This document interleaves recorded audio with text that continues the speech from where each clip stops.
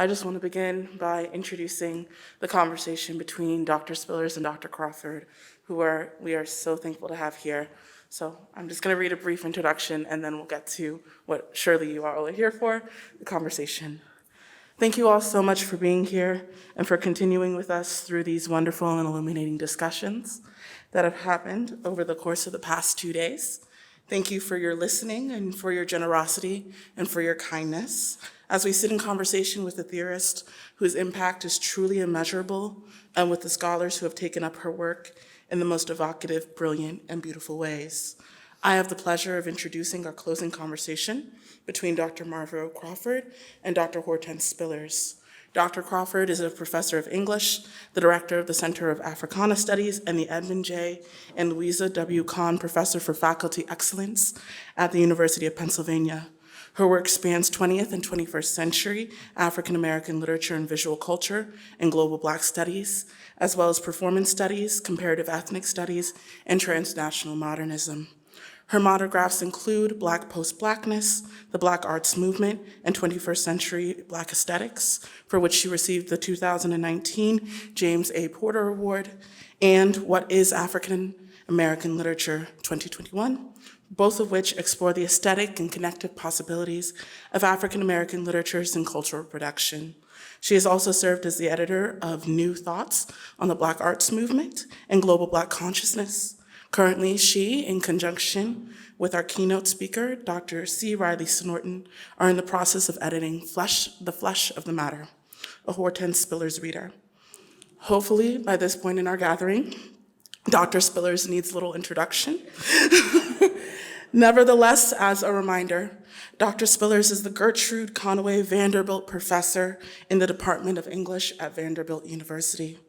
A distinguished research professor emerita, Dr. Spillers' theoretical work spans decades, from her 1974 dissertation entitled Fabrics of History, Essays on the Black Sermon, to 1996's beloved All the Things You Could Be by Now if Sigmund Freud's wife was your mother, to her allegedly in-progress return to Faulkner's Absalom, Absalom, a project close to my own heart, since, as those who are familiar with my own study can attest, I cannot move past that novel.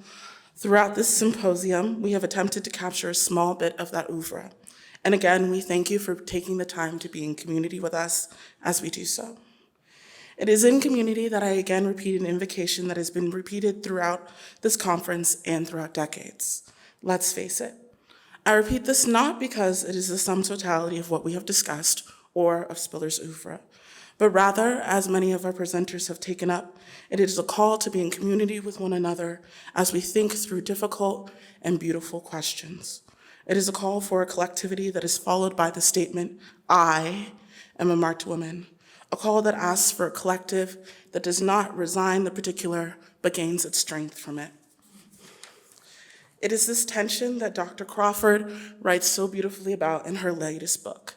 Quote, "The tension of African American literature is the tension of nerve endings, felt in the collective walk down the street as described by Brooks. When Hortense Spillers differentiates between oneness and individuality, she gives us the new grammar we need to understand the isness of African American literature. What feels like a profoundly singular text that should not be grouped with others can also feel like it is part of a profound tradition of singularity. Oneness is a way of refusing the logic of individuality necessarily set apart from the Black collective. Academia, often by necessity and usually somewhat against our will, can be a singular kind of undertaking.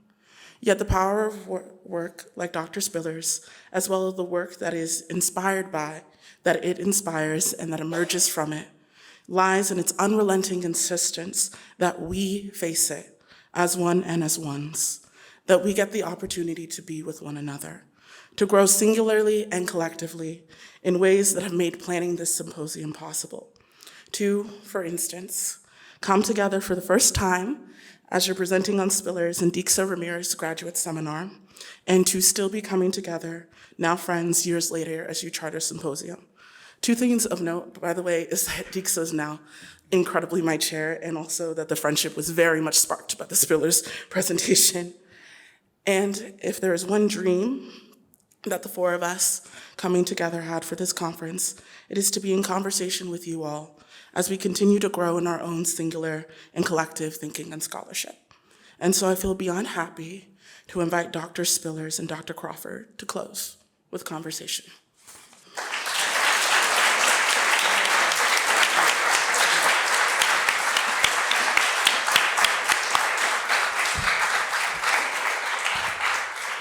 Let me take this moment to thank the organizers, and let me take this moment to thank Hortense Spillers. If Hortense Spillers did not exist, we would have had to invent her, okay? I want to begin with those words. And Hortense already knows how we're beginning. So this beginning, we're gonna improvise, but the beginning is already partially planned. So some of you have seen Arthur Jafa's Dreams Are Colder Than Death. I imagine some of you have not. But I know I'm not the only person who remembers that moment when we moved to flesh and empathy. Someone said it earlier, we're gonna start with that clip because the first question I have, it is the first moment when Fred Moden and I were on a panel together. It's actually, it's sad to remember this moment. It was a conference celebrating Richard Iden, right? And the Black Fantastic and all the ways we theorize the Black Fantastic. And one of those first conversations Fred and I had, Hortense Spillers, about flesh, it went like this. He said, immediately after our paper ended, he said, Margo, every time you say flesh, I'm thinking this flesh that might be a Black body, this flesh that could be a Black body, this flesh that should be a Black body. I want to start with this issue of flesh and this question of empathy, but by hearing and watching you, Hortense Spillers. My first question, Hortense Spillers, is anything that you feel like sharing? It's not just me. I know so many of us paused at this moment of this film, and I've used it recently in graduate seminars. I just showed that very clip, right? And it continues, to make us pause, right? And want to hear more, want to continue to think about what you're getting at in terms of flesh and empathy. So anything you might want to share about that? Well, the first thing I want to say is that clip always scares me, right? I mean, the music, where'd you find the music? I'd like to ask him where he found the music for that. And before I say anything more, I want to thank this community, the graduate students, Amanda Knox and Mary Murphy for making all of this possible. It's really been a beautiful last 2 days. It's been very moving to me. And to have to close it out, I wish somebody else were doing it, right? No such thing. I wish maybe Margo were doing it by herself. No. A couple of things about that clip. I realized, because I had been told by Arthur Jaffa, affectionately known as AJ, that I was going to participate in a film that he was making. My assumption, though, was that he was going to hand me a script that everybody participating in this film, that included my godson and good friend Rich Blent over there, and other friends of ours, that he was going to give us a script and make sure we understood that microphones were on, cameras were rolling, so that when we shot these scenes in the den of my house in Nashville, Tennessee, I thought that I was just talking to AJ. There were certain things I would not have said. I mean, well, I wouldn't have cussed, for instance. Certain things I just simply wouldn't have riffed extemporaneously about slavery. I wouldn't have done any of that. But I found out later that, no, that's in the film. And I was very surprised by that. But I meant every word that I was saying at that moment. I've lost a lot of family the last decade or so, I mean, it's as though the role has been called on my family, my mother, my sister, my niece, and I just lost my sister and my niece not too long before that happened, so that when I was revisiting the notion of flesh, I was struck by a couple of things, and one of them was the permanence of death. And I think I was trying to get at some of that this morning when I was talking. I was struck by, well, the permanence of that idea, how it never goes away. There's never a day that I do not remember the people that I have lost, right? So I was thinking of that. Empathy gets a bad rap these days because it is as though it is something that belongs to dominant populations who are being indulgent in relationship to others. And what I wanted to attempt to express was my understanding of what empathy was. And what I was attempting to say there is that for me, it was no longer just conceptualization, that I understood it on the flesh of the nerve, right, or on the pulse of the nerve, and that's what empathy was.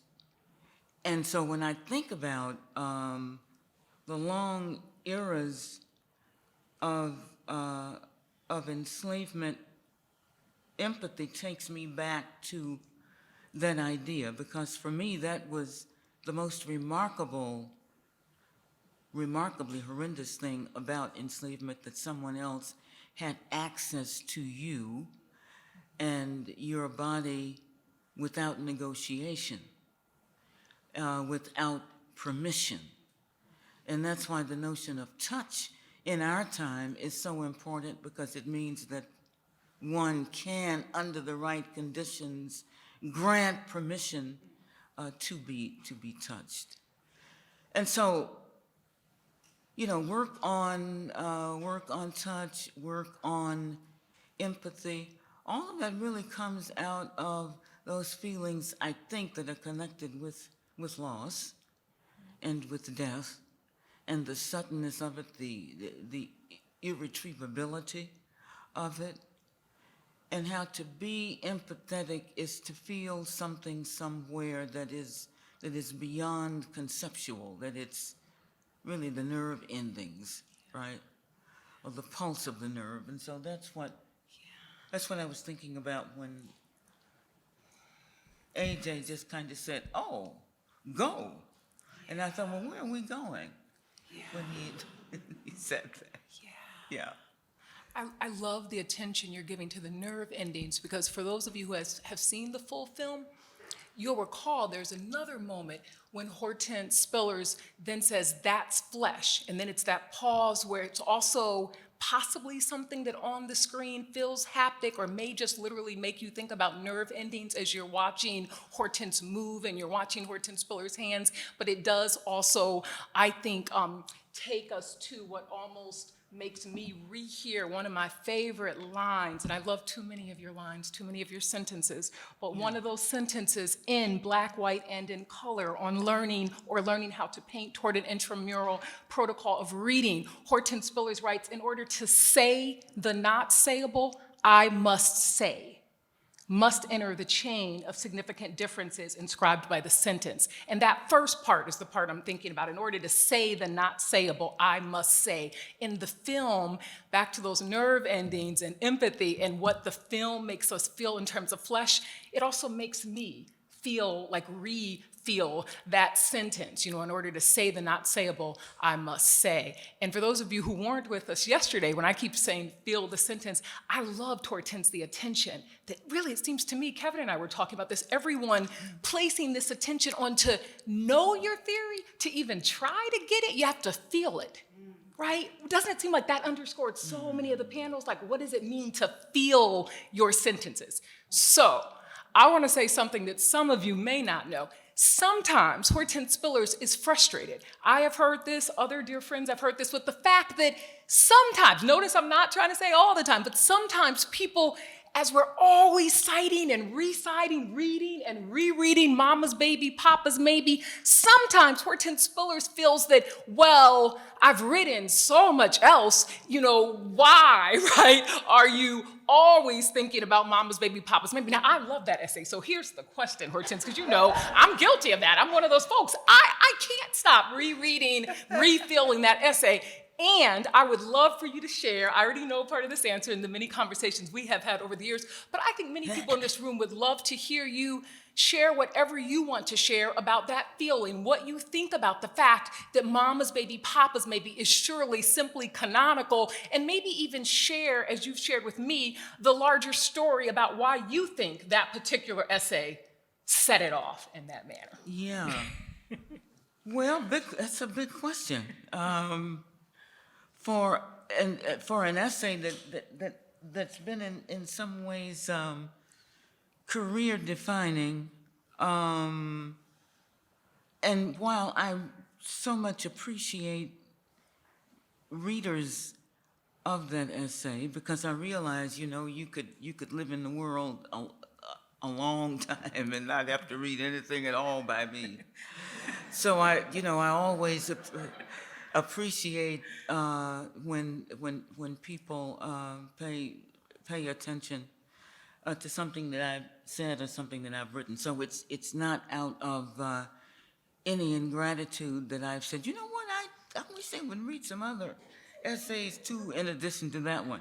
I think what happened with that particular piece is the venue where it was published. And if you think about how many years ago it was published and the extent to which the niche for Black studies, the space that Black studies inhabits and fills has been growing and increasing. But when that particular piece came out, okay, well, Black studies as the iteration of Black studies that we know today is an iteration that is engendered in predominantly white institutions. But Black studies, and I really love Fred Moten's Black study, is very much older than that particular iteration of Black studies, right?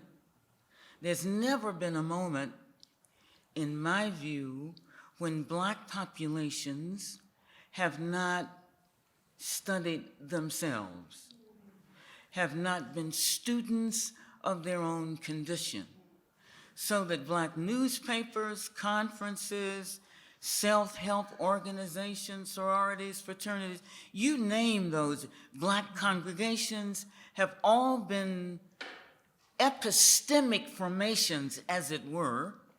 In addition to doing whatever else they were doing, they were always ways of knowing oneself, ways of studying oneself. And so I want to make that very clear, that when we say Black studies the last 50 years, we're talking about something for the Vanderbilts and the Browns and the thises and the that's, but there is a prototypical Black studies formation that's been there for a very long time. So in that particular iteration of Black studies, Black scholars were not, yeah, okay. Should we do something? No. We're fine? All right. Okay. Should I? I'm fine? All right. So that particular version of Black studies, and we had to earn the right to be in these spaces because they haven't always been friendly. I mean, this audience that I'm looking at today would not have been possible 50 years ago when I started. Wouldn't have been thinkable at all. And so, given the venue where that article came out, which was Diacritics, a mainstream white organization at a particular time. I think that's why it got a lot of attention. I mean, if that had been published in Black Scholar, and that was the first place I ever published, or Essence magazine, first piece of fiction I ever wrote was published in Essence and won a little prize for Essence, actually the National Book Award 1976. They got the Calder sculpture, and they thanked me, but they got the sculpture. So somewhere in the headquarters of Essence is a Calder that I should have in my collection. Just want y'all to know that. So I think that the reason why it got a lot of attention was because that might have been one of the first pieces that particular publication published by a Black person in that era. And this is what, the 1980s. And that's getting late in our day, but you know, if you don't get your first Black president after 3,000 years of experimentation until nearly the 21st century, well, you know, where are we? So I don't get too excited about firsts because that means that they are very late. Whenever a first Black vice president, a first Black president, that to me always means that it came very late. So where that essay was placed and what the essay was taking up, and it grew out of the years when mainstream feminist formation in the United States was saying out of one side of its mouth that we are a diverse movement, but its practices were not particularly diverse given its discursive formations. And so Black women confronting what Dag Hammarskjöld once said about what you do if you're locked out of a room, you either break the door down or you go away. And so some of us decided we were going to break the door down rather than go away. So that was that was really written out of a kind of passion to change the discourse about the meaning of feminist inquiry in the United States. And a lot of work of my generation grew out of the 80s, right?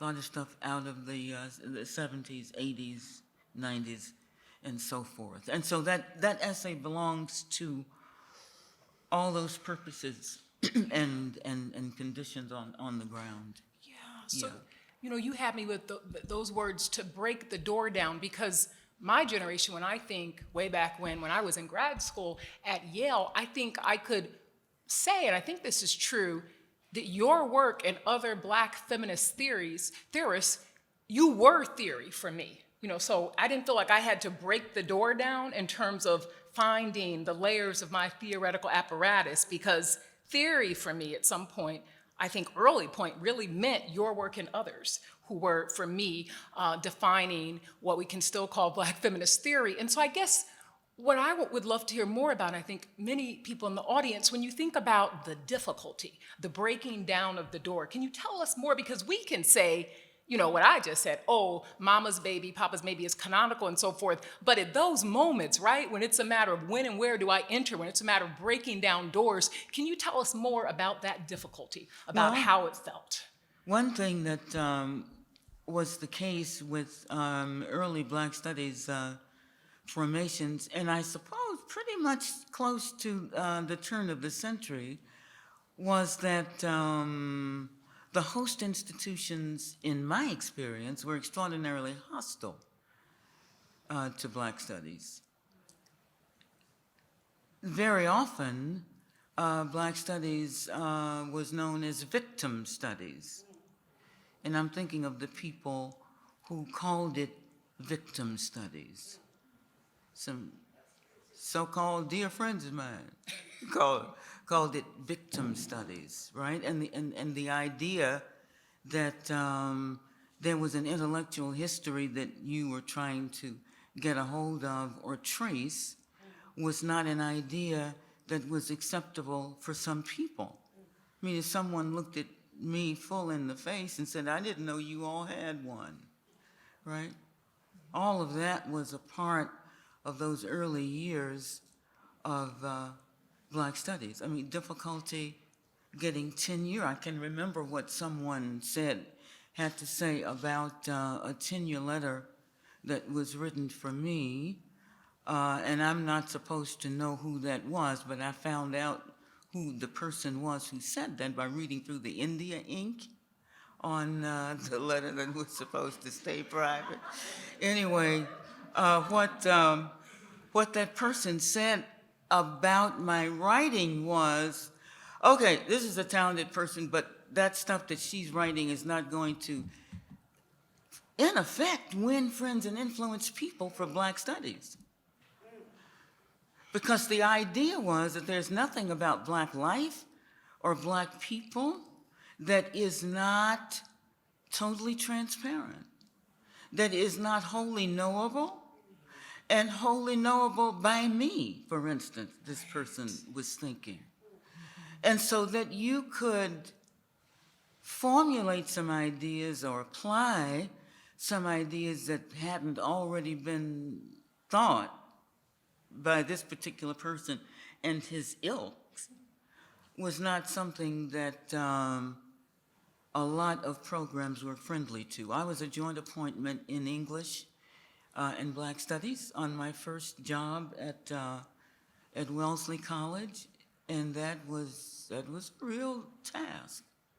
That was a real chore in 1974 when this all started. So for a lot of us, tenure was not easy to come by because we were trying to build a repertoire, we were building a practice at the same time that we were being critical of a practice. So we hit the ground running without any predecessors. I mean, Du Bois's generation was gone.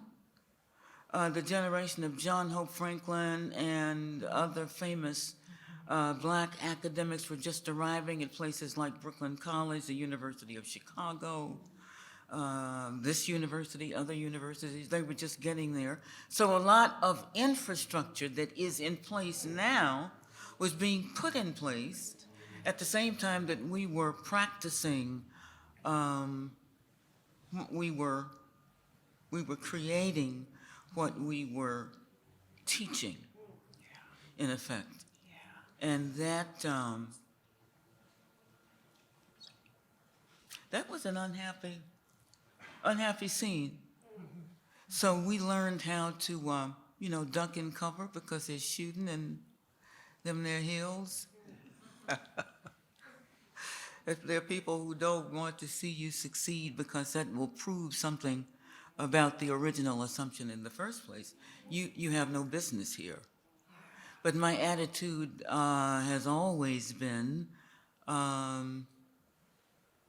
where came it yours? Or how came it yours? I mean, what are you talking about? And that's been my constant refrain to Black graduate students who have sometimes complained about being in great universities like this one, that, I'm feeling a little guilty about being successful. And you want to say, listen, shut up. Get out of that corner. Stop sucking your thumb. Get it. Get on with it. There's a reason why you're here. And you're going to complain that you're here? So it's been a long journey. So that the anniversary celebrations of Black Studies 2 and 3 years ago up to today really look back over a very long time coming. And we still on the journey. But I believe it's a lot easier today. It certainly seems a lot easier today than it was in 1979, 1985, 1990. It's a lot easier today. Well, So that's sort of a long way of answering your question, Margo, that belonged to a certain era when Black studies was more a token presence than it was an actual engendering influence yes. or presence Yes. on predominantly white campuses?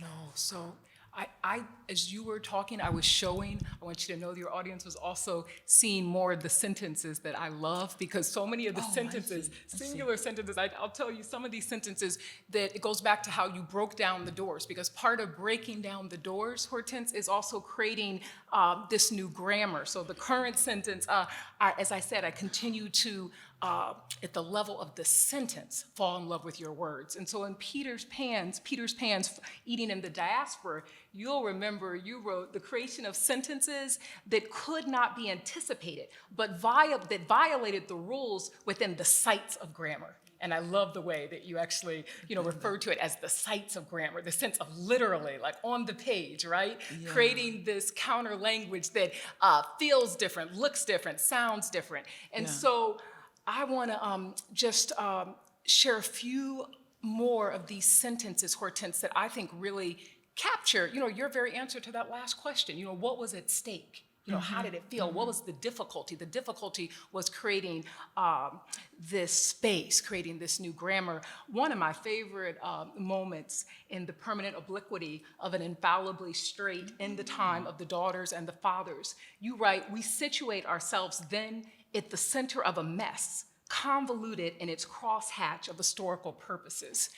And I think that takes me back to the sense that because of you and the other Black feminist theorists who were breaking down those doors, we, of my generation, right, we were situated in the center of a mess, but you were our center. You and others, you were the center in a way that I think when I reread this sentence that you wrote, when you're thinking about, because in the full context of that essay, the center of the mess, you'll recall, of course, becomes your way of thinking even about something like psychoanalysis, right? And how it's going to serve you in terms of the theorizing you want to do or not. And so I think that's another way that I think about what you did and what you continue to do, that the mess continues, and clearly we are situated at the center of it. But back to what you're reminding me, when Fred Moten calls it Black study and not just Black studies that's fully institutionalized,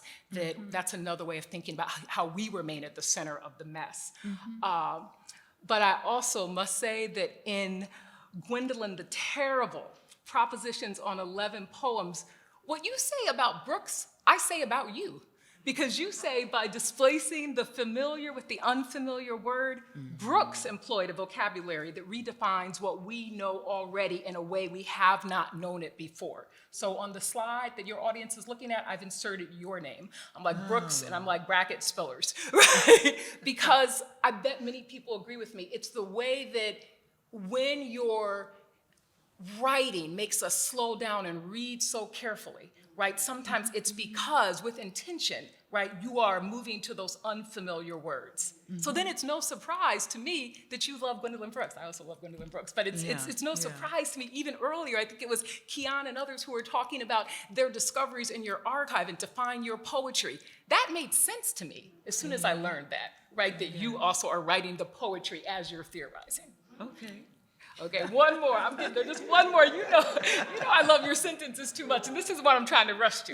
Okay, because this one, and you all will see, I put in bold the part that I think really matters in terms of what Hortense Spillers just shared, to try to make this space, right? To try to make it so that then it doesn't become this sense that whatever, this stale academy at that point and still now, what they see as Black studies, they think it's something that's simply just an add-on. We need to remember what Hortense Spillers, once again back to Peter's Pan's Eating in the Diaspora, what Spillers emphasizes in terms of those words in bold, what it means to go into the formation. But I think the full passage is worth rehearing. It seemed to me that it was woefully insufficient to a clarification of the problem to simply attach Black to a lineup of emergent epistemologies, structuralism, post-structuralism, feminism, postmodernism, to name a few. But that we had rather go into the formation itself to determine what it had missed in drawing its borders, which inevitably excluded Black from its accounting procedures. Mm-hmm. Thank you, Hortense Spillers. Thank you, my dear.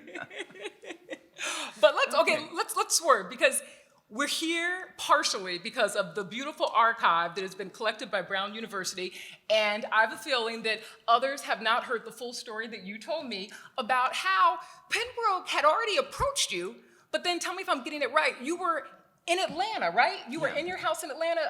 You can do it justice. To tell everyone how it happened. What made you say, okay, this is the moment when I'm going to do this? Yeah. Is Professor Weed in the audience? Elizabeth Weed? She had to, yeah. I had been talking to her for a while about giving my papers to the Pembroke Center. But, you always think that, you're going to live forever and that you can think about that later on. And so that's what I was doing. I was thinking about it down the road, later on. But then it turned out that in the course of things, I lived in Atlanta because I taught at Emory University for a couple of years, and I sold the house in 2020. But I had to clear the attic of this lovely old house that I really regretted selling, but I realized that I was not going to move back to Atlanta, and so it was time to move the house. So the property manager said to me, do you realize that you still have about 30 boxes in the attic? And I went, I do? And he said, yes, you do. And I said, oh my God, I wonder what's in those boxes. Probably old linen and old New Yorkers and stuff that I'm just gonna throw out. And so he retrieved the boxes and brought them downstairs. My goddaughter came from Chicago to help me look through these boxes that I assumed was full of old mildewed linen that I could no longer use. And we started finding pictures from my trip to Russia back in the 90s, right before the Soviet Union became just Russia. Again, it was like, what? Wedding pictures. And then she found that some, the originals of the diacritics piece. And I thought, uh-oh, we got to look through all these boxes. And so we did start looking through the boxes, and it's like, thank God I didn't burn the boxes. And that's when I decided, okay, I'm going to have to call the Pembroke Center and that archive so I can get these papers in a safe place, because I am just about to do something really stupid. And so that's the story. That we found them just at the right moment to get them to Brown, and I have never been gladder. I didn't find one thing that I wanted to throw away. So I don't know what happened to all that old linen. And all those old shoes. I thought I had, these beautiful, I'm thinking of some gray suede heels about that high that I can no longer wear. I had just shoes forever, and I thought, that's where they are. They're in those boxes. I did not find one of those. I have no idea where that stuff is. But we did find the boxes that mattered. That's how that happened. Wow. Okay, I Yeah. think this is a good moment to share a text that I received from Alexis Pauling Gums, who, as you know, is one person who has worked so deeply, so carefully with your archive. And Yeah. so Alexis wants me to ask you this question, and I'm going to read it verbatim. Alexis Pauling Gums writes, "Beloved Hortense, you have contributed your journals to the archive, which are a place where you documented and processed love, interpersonal relationships, thoughts about beloved public figures, artists, etc. And of course, you have led the way for us theorizing the limits and complexities of love and family in the ongoing context of slavery. And on top of all that, I, Alexis Pauling Gums, and so many of the people gathered for this event and beyond, and she capitalizes these next words, love you, Hortense." And so my question is, what does love mean to you now? Love, Alexis. Oh, my goodness. Yeah. Well, what does it mean to me now? Well, I think I would have to say that after all these years, that is probably one of the remaining mysteries of my life, one of the remaining mysteries of living. I think I have less and less an idea of what love is. I think it is like the empathetic something you feel on the pulse of the nerve, right? I don't think it's something that I can really formulate at all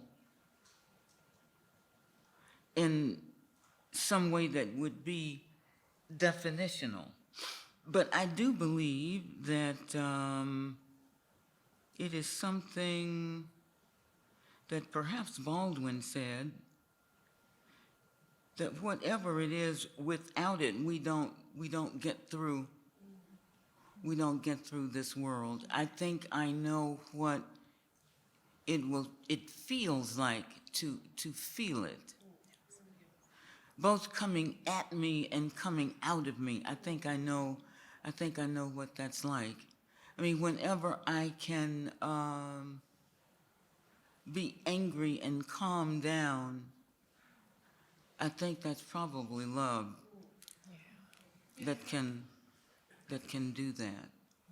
I mean, whenever I'm feeling anguished and bitter about the country, the society, individuals in it, friends and loved ones, I mean, those feelings that overcome me and I can open my heart again and be generous again, I think that's probably what it is. And whenever that can happen, I grow just a little bit more and a little bit more. And I think that's what love is. And if I had to say, I think I would say, I have no idea, but I know it when I see it. I know it when I feel it. I know it when I express it, even though I can't really define it for you. But I think I understand it a little bit more than I did last year or the year before or year before that. Yes. Yeah. So it seems to me, I imagine other people would agree. So because we're here celebrating your archive, and we're also celebrating present tense. So what are you working on now? Anything you want to share with us in terms of the work, whether it's A-line? I know there's so much in terms of what you're doing right now and returning, to where you started with the sermons, and then of course I know many other projects. But anything you want to share about what you're working on now? Well, I'm trying to finish some big intellectual debt. One of them is a text that I've been working on now longer than I can tell you. I mean, the project is growing whiskers by now. It's called The Idea of Black Culture. There was an essay that I wrote that used that title, and the essay was a placeholder for the book. And so I want to finish that book, and after 900 years, my dissertation is being published by Duke University Press.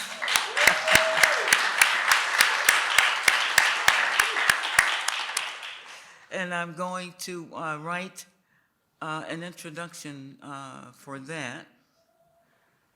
That's a story that I should probably tell. Please do. About that.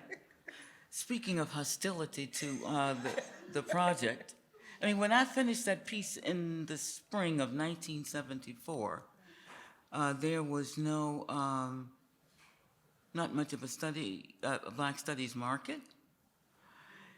And that manuscript, and this is in the archives, those letters are there. That manuscript was turned down by 12 publishers. And I'm gonna call all their names in this.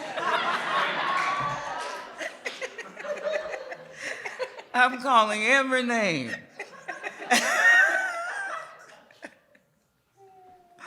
To tell them, look, man, you know what?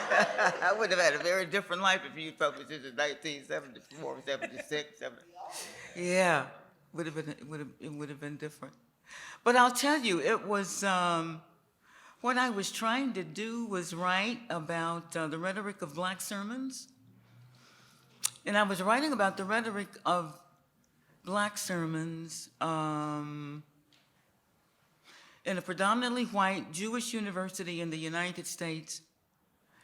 Nobody knew anything about sermons at Brandeis University except that Professor Grossman was very open-minded and ended up thinking that C.L. Franklin's father was as beautiful a preacher as John Donne.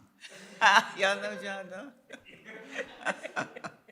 He had many laugh about that. And yeah, Rev, he's probably a little better than John Donne, actually.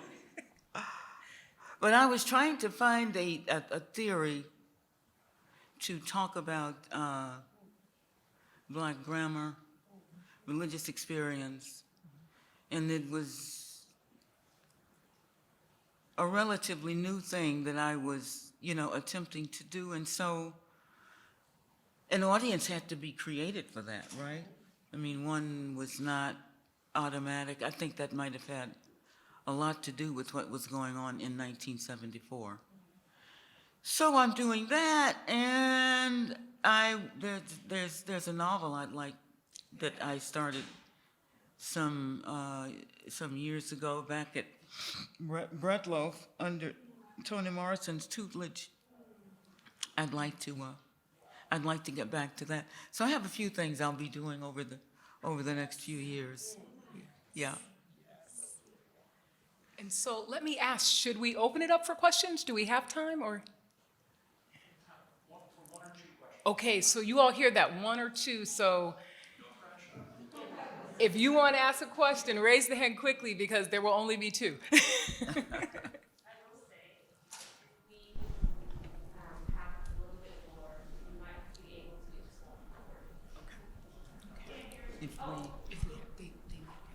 Can you hear me?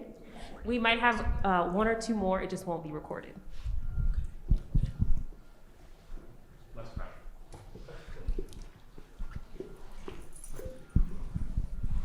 Sorry.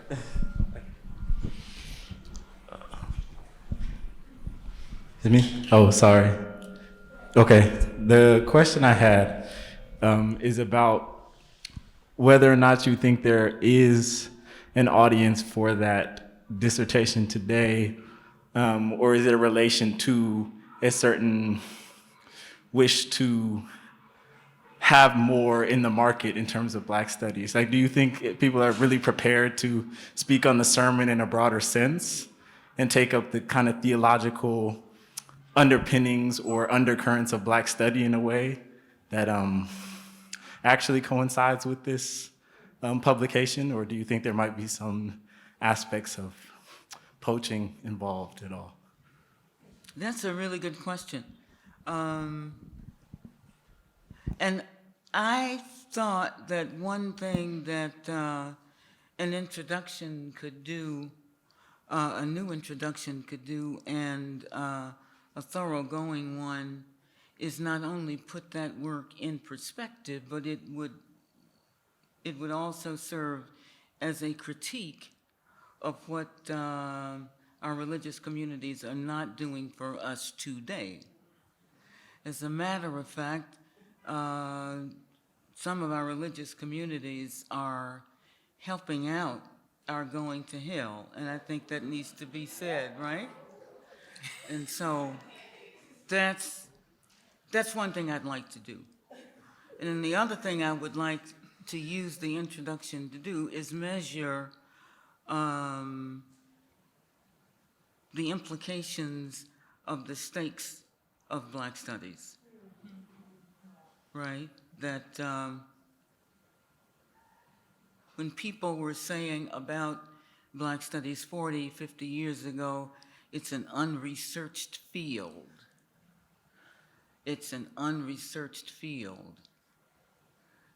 You can't say that today. Books breed books, essays breed essays, so that it is now bibliographies and libraries, right, and reading rooms.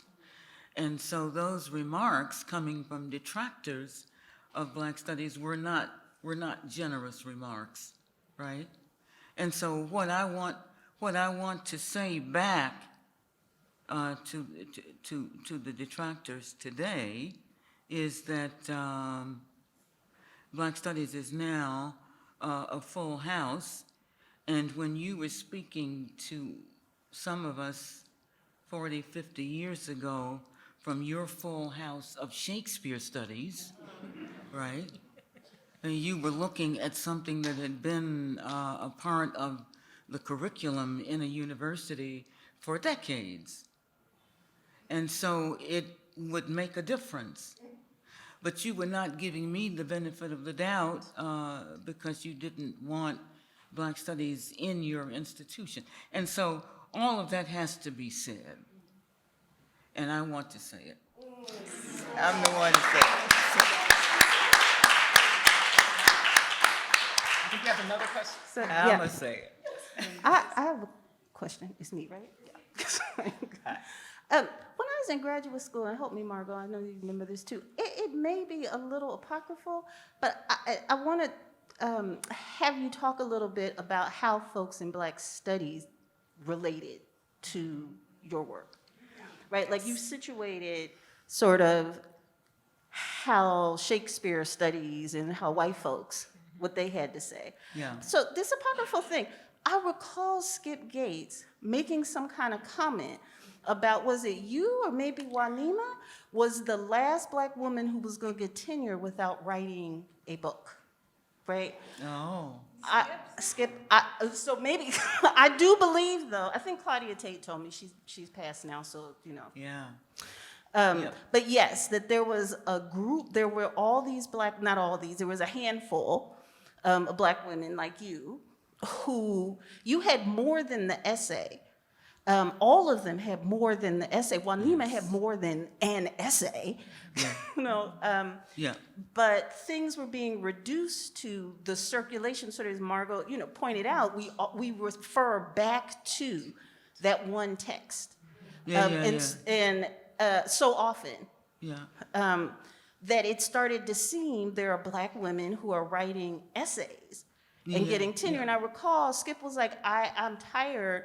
People were sending them to him, and he was kind of like, I don't remember who it was, but there was a Black woman. He was like, this is the last one that's going to get tenure, not having the stuff that we think other people are supposed to have. Yeah. So, and I'm not even asking you to comment on that. That's a lead-in to just ask you to talk about anything you can share about how Black studies in that formative period, in those moments, 70s, 80s, 90s, responded to you. Well, That's actually where the intramural came from. The concept of intramurality came from just that conflict because it was very alive and well. When I was working at Wellesley, one of the people who voted against me for tenure was a black man. And a distinguished, well, I don't know who knows this person, but, you know, a distinguished black scholar. So, yeah, that was alive and well. I'm wondering if it is still a component. I suspect it may still be a component somewhere in black politics on predominantly white campuses, but it was certainly alive and well for my generation. I mean, I remember,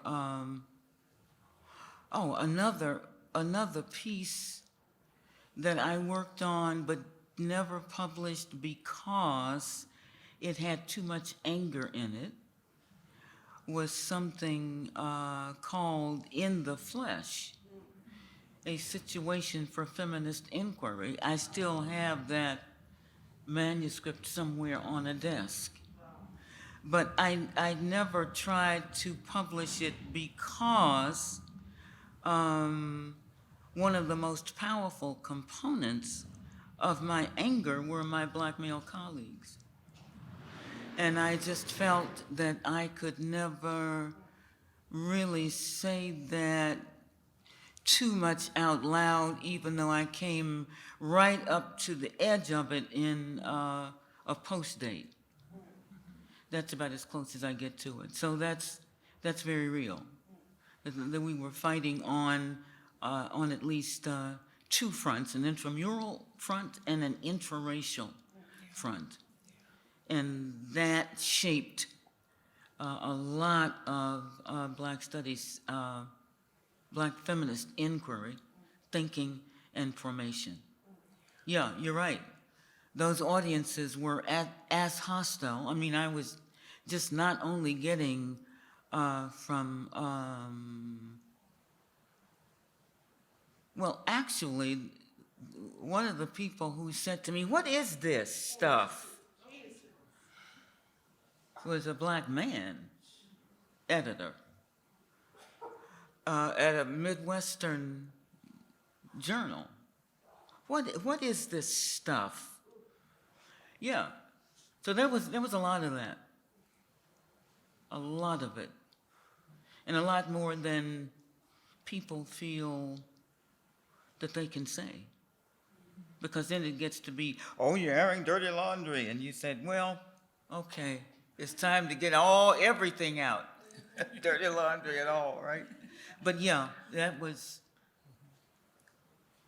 and that thing about, I'm going to see to it that none of them get tenure. I can just hear, I can hear a few people saying that, actually, more than, yeah, just Skip Gates. We have time for a couple more questions. Hi, Professor Spillers. Thank you so much for this and occasioning this with your work. I have a question, I'll try to formulate it as best I can, that emerges from yesterday. I think it was Kieran who was describing a quote from you when asked about where you see your work going or how your work gets carried into the future. And Kieran referenced that you said something along the lines of you would love it to integrate, like to so thoroughly integrate the current of fact and knowledge that we take for granted that it need not kind of stand out on its own any longer because it's so thoroughly kind of infused our sense of what it is to be and know in the world. And I love that, and I find that a really ethical direction about thinking oneself, one's contribution as kind of melting into the totality of things. And it makes me think of Black studies, which I kind of think about a lot. I do think about it a lot. I write about it. And I sometimes think about it similarly. Like, I wonder if I can have you kind of weigh in on the problem that's framed by that that hope or wish that you articulated, maybe in application to Black studies, as this formation that is urgent and necessary and has been for the last 50 years in some respects as a corrective, as an update, as an intervention, but that itself stands as a problematic because of its kind of cohering and institutionalized kind of object of a formation, which is to say Blackness, that is in excess of that, or is more complex than that, or that can't be reduced to institutional recognition or something like that. And I kind of wonder, what would you say, or would you agree that Black studies is something that you could see kind of integrating the current of what is knowable at some future point, so much so that it wouldn't remain necessary as a formation? Will it always remain necessary as a formation? What of this kind of conundrum of its institutional necessity, but also the way its institutional necessity kind of faces and troubles, I don't know, how we think about our condition. Yeah. I think of the Black Studies Project as a systematic critique of Western life, Western history, the Western world, at the same time that it includes itself in the critique. So I think of it as an ongoing formation, an ongoing need in that sense, and an idea that rides a paradox, that it is both in the academy, but not always of the academy, and that it is somehow in touch, even if nothing more than historically, with its origins, right? I mean, it really starts as a movement off the streets, on the streets. And I think that formation is always shadows it and is a check on it. And so I think that remains the case, and that's what gives Black Studies perhaps its hybrid character, that it is a formation that comes out of protest in the morning that could at any moment turn dangerous. Somebody can get hurt, get killed, people can go to jail, you can, lose an eye or a limb, right? That it comes out of that history of struggle, endangerment, trial, and that it must never forget that, and it cannot become too comfortable or too happy with its success. I mean, I don't want people to be miserable, but then, I don't want people to start thinking, I was born in Harvard Square. Right. That. Yeah. I was, I think you know what I'm saying, right? That it's that hybrid element. And one is always riding a kind of paradox, right? I mean, it's a horse going in two directions at once, and you're mounting it. And I think that can't be forgotten. So that if your very job is critique, and I think that has to be the case, then I think you have to be true to that commitment. Thank you so much, Dr. Spillers. It's such an honor to witness you and be before you here today. So my question had to do with your discussion of this idea of transparency, and I was really intrigued and curious about about your conceptualization of the formation or acclimation of Black studies into this sort of dominant institutional culture, in the ways that you explain that there's nothing about Black studies or people that aren't wholly, quote unquote, transparent or already fully knowable. And I feel like this is also so profoundly argued, through your theorization of the body-flesh divide, of unprotected Black female flesh, of the atomizing of captive flesh. So my question has to do with what it means to sort of honor a sense of opacity or interiority in your studies and your work as you navigate these institutions, right? Because we see how so often the sort of acclimation of Black studies into the academy is consumed and digested and exploited.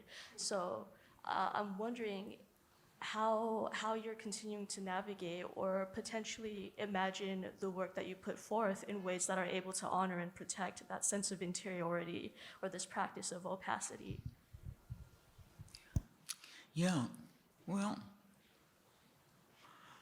how do you do that?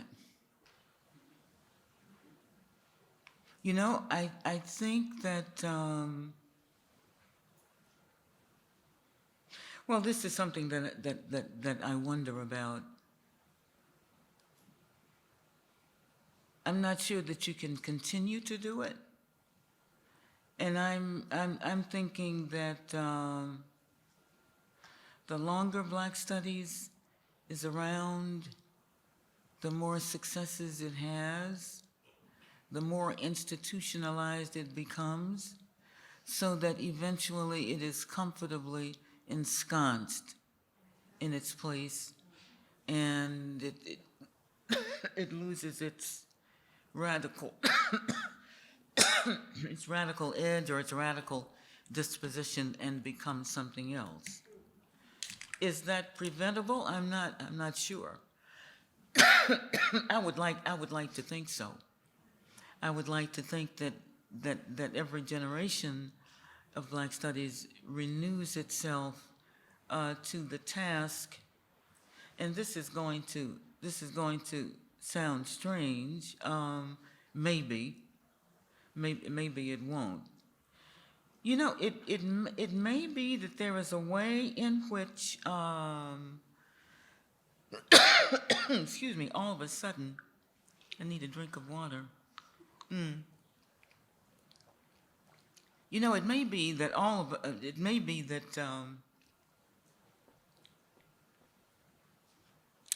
otherness has certain advantages,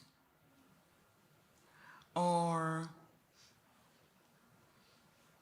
perhaps to maintain something of an exilic consciousness, or not to be the same as the environment you're in. I mean, it could be that has its place and its blessings. And I'm sort of thinking that one of the tasks of Black studies is critical function. When it does not isolate itself, I have seen Black studies in some instances silo itself and isolate itself. But when it fully participates in the intellectual life around it, it's a vital force. And I think in order to keep up that vitality, it can't completely lose its foreignness or otherness, or its I'm a little bit out of place here, just a little bit. I think that's all right. And it may be that the other is not the thing that you want, right? I mean, to become completely looking like your environment, maybe that's not the thing to do. Can you avoid, what would you call it, co-optation, assimilation? I mean, all the words that say what we mean. I think it's important to resist that as much as possible. I would say that one's positioning if we could give it a name, is what Ralph Ellison talks about as antagonistic cooperation. That I am cooperating, but I am antagonistic in my posture toward the thing that I am cooperating with. And so I think that's probably the right posture for a Black Studies. I would hope that it's possible beyond the generation of, people like myself who are a century old. And I say I'm a century old so I can stop counting. My generation and to your generation. I mean, I would hope that it's possible beyond that, right? But I'm not sure. But let us thank Hortense Spillers again. Everyone, let us stand up.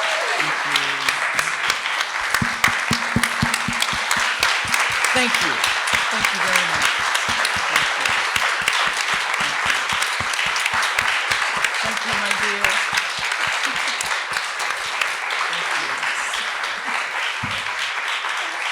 Thank you. Thanks. I'd also like to take a What happened? I'd also like to take a moment to thank the Pembroke Center, our co-sponsors for this wonderful symposium.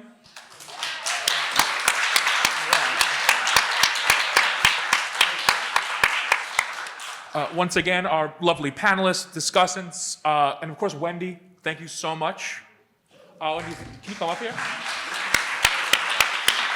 Dr. Crawford, Dr. Spillers, we wanted to thank you all with a slight gift of sorts. Oh my goodness. Oh my. Oh. What do we do? These are for you. Oh. One more round of applause, everyone.